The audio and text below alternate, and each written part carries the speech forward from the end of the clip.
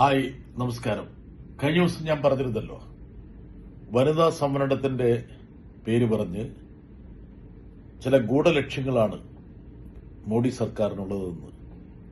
ഇന്ന് മണ്ഡല പുനർനിർണയ ബിൽ ഉൾപ്പെടെയുള്ളത് എംപിമാർക്ക് ലഭിച്ചു.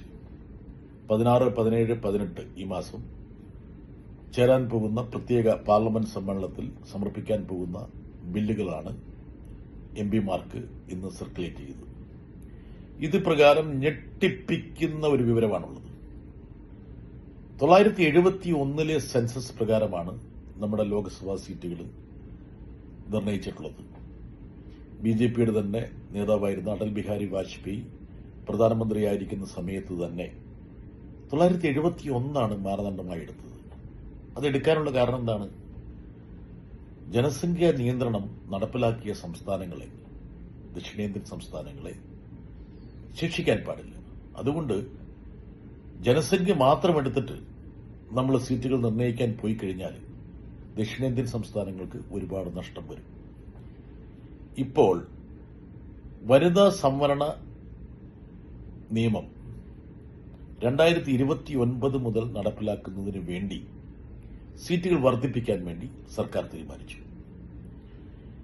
543 അംഗ ലോക്സഭ 815 അംഗ ലോക്സഭയാക്കുമെന്നാണ് പറയുന്നത്.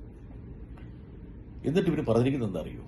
971 സെൻസസ് അല്ല, 2011 സെൻസസ് പ്രകാരം ഞങ്ങൾ സീറ്റുകൾ പുനർനിർണയിക്കുമെന്നാണ് പറയുന്നത്. ഇവർ കഴിഞ്ഞ കുറേ ദിവസമായിട്ട് വിവിധ രാഷ്ട്രീയ പാർട്ടികളുമായി നടന്ന ചർച്ചയിൽ പറഞ്ഞെന്താണ്?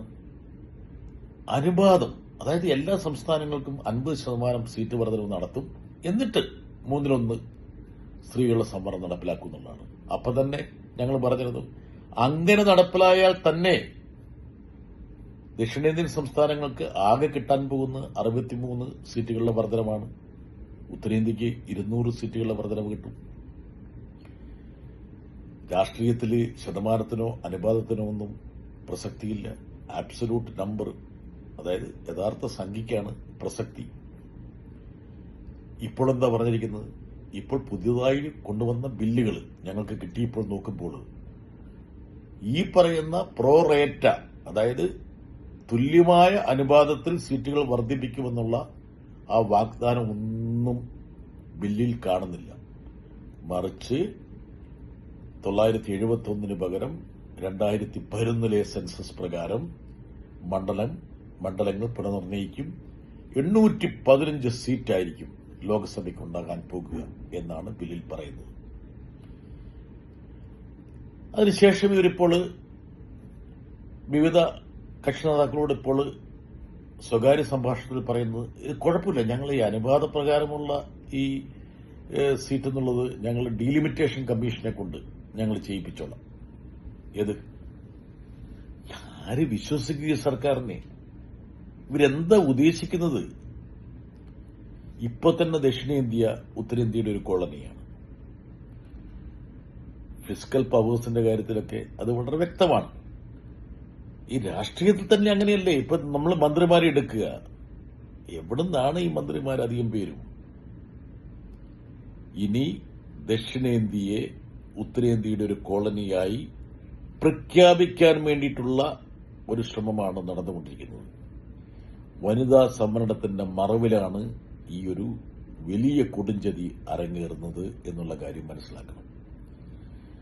ഇന്ത്യയുടെ ഐക്യം നിലനിൽക്കുന്നത് 3 പ്രധാനപ്പെട്ട ഘടകങ്ങളിലാണ്. 1 ജനാധിപത്യം, 2 മതനിരപേക്ഷത, 3 ഫെഡറലിസം. ഈ 3 ഘടകങ്ങൾക്കും വൻ ഭീഷണിയാണ് ഈ മോഡി സർക്കാർ എന്നുള്ള കാര്യത്തിൽ യാതൊരു തർക്കവുമില്ല. ഈ വനിതാ സംവരണത്തിന്റെ പേര് പറഞ്ഞ് ഇപ്പോൾ ഇവർ കൊണ്ടുവരുന്ന ഈ ബില്ലുകൾ എന്ന് പറയുന്നത് യഥാർത്ഥത്തിൽ ദക്ഷിണേന്ത്യക്കുള്ള മരണ വാറന്റാണെന്നുള്ള കാര്യത്തിലും സംശയമില്ല.